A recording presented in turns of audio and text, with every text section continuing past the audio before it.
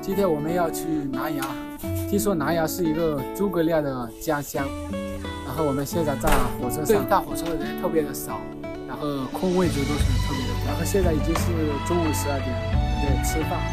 但是我们不在车上面嘛，我们有带了东西，看一下有什么好吃的。然后我们买了好多东西，苹果，有那个热包。对，最神秘的是这个是武汉的遮黑鸭，特别的有名。然后对，还有一个是我们家的小媳妇，打开一下。哇，香不香？哦，不知道，饿了。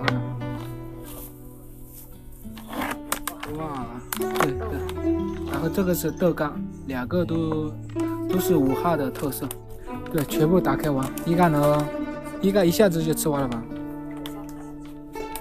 对，旅行那个小媳妇就是好，还可以给你准备饭。对，吃这个鸭脖、鸭翅要带这个舌头，这个好抓一点。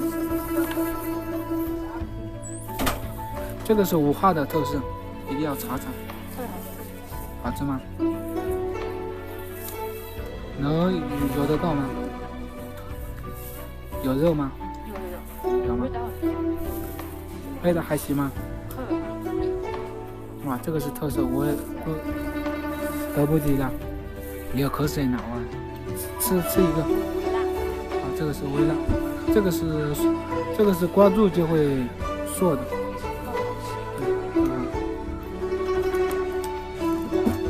让我上馋了，刚才都流口水了。先吃这个豆干，这个比外面的那个卤肉好吃多了，是吧？因为它这个是品牌做的，所以是好吃的。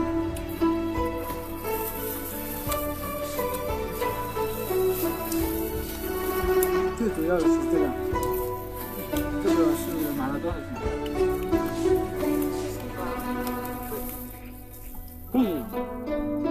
？26块钱。20个。半张，以后再好吃。以后带2个泡面行吗？不要买了。味道还行。我们在车上阿西的吃多些，我们的那个铁路工人在下面修路。真的好辛苦呢，干一下爱一下吧，我们就这样，我们先吃吧。10块钱现在都便宜了吗？以前好像火车上的应该是25吧，跟那种套饭，对吧？好像便宜一点，可能是好多人来买。对，我看这一节下可能要便宜。媳妇今天的任务就是把它吃完，有没有信心？小吃货，老公拍视频被老婆吃完了，看没？吃的这么干净，老公对老婆好不好？等一下再洗一个苹果酱，给小媳妇洗个苹果酱。吃完还要洗苹果，这才是学生 VIP 的待遇。好了，我们吃鸭脖就吃到这里，晚上我们会到诸葛亮的家乡南阳。到时候带大家去看一下这个南阳的这个诸葛亮的这个以前待过的这种保留的居住地。好，到时候我们下一个视频见，拜拜。